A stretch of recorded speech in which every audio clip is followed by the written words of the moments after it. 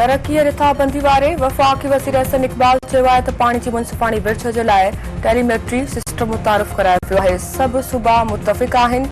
1991 वारे पाणी ठाह तहत को बि मंसूबो पाणी ते धाड़ो नथो थी सघे। पीपी ऐं मुस्लिम लीग नून गॾिजी मिसाक़ जमूरियत जे लाइ कमु करे रहियूं आहिनि।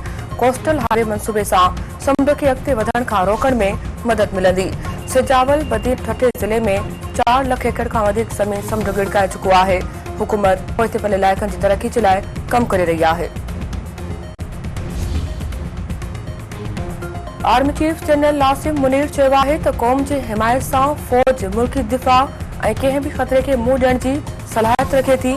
क़ौम जी हिमायत सां पाक फ़ौज मुल्क ख़िलाफ़ हर साज़िश नाकाम बणाए छॾींदी। पाक फ़ौज समूरनि ख़तरनि खे मुंहुं ॾियण जी सलाहियत रखे थी। आर्मी चीफ जनरल नासिम मुनीर पारां नारोवाल ऐं सियालकोट जो दौरो। ISPR जो चवणु आहे त army chief field training exercise जो मुआयनो कयो ऐं जवाननि सां मुलाक़ात कई। जनरल नासिम मुनीर खे मशक़ूं कराइण ऐं मक़सदनि बाबति तफ़सीली ब्रीफिंग ॾिनी वई।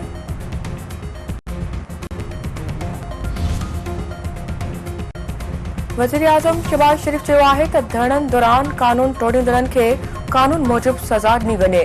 बेलारूस जे सदर जे दौरे वक़्तु तहरीक इंसाफ़ इस्लामाबाद में एहतिजाज करे मुल्क खे बदनाम कयो।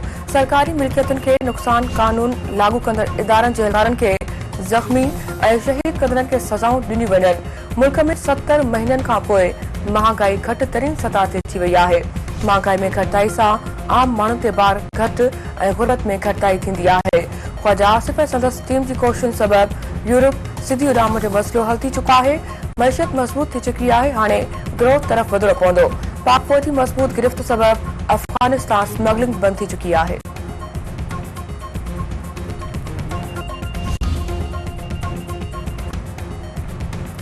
डॉक्टर शाहनवाज़ कुंभर क़त्ल केस में 2 जवाबदारनि जी ज़मानत वारी दरख़्वास्त रद्द। मिरखास जी दहशतगर्दी तोड़ अदालत मौलवी अहमद शाहानी ऐं महबूब सांद जी ज़मानत वारी दरख़्वास्त रद्द करे छॾी। टंडरजाम में शादी जी तक़रीब दौरान फायरिंग में मारिजी वियल रक़ासा मेहंदी राजपूत जे केस में अॻु भराई न थी सघी। केस में घुर्बल घोट समेत ॿिया जाबदार गिरफ़्तार न थी सघिया। सिंध टीवी न्यूज़ तरफ़ां वाक़े खां अॻु जी रक़ासा जी वीडियो हथ।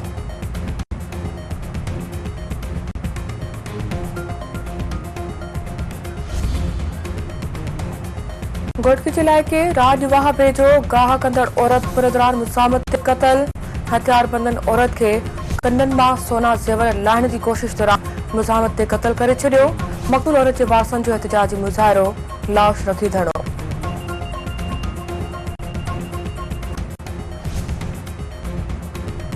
ऐं पाकिस्तान बांग्लादेश खे शिकस्त ॾेई T20 वर्ल्ड कप खटे वरितो। पाकिस्तान 139 रन्स जो टारगेट बिना के नुक़सान जे हासिल करे कामयाबी हासिल कई।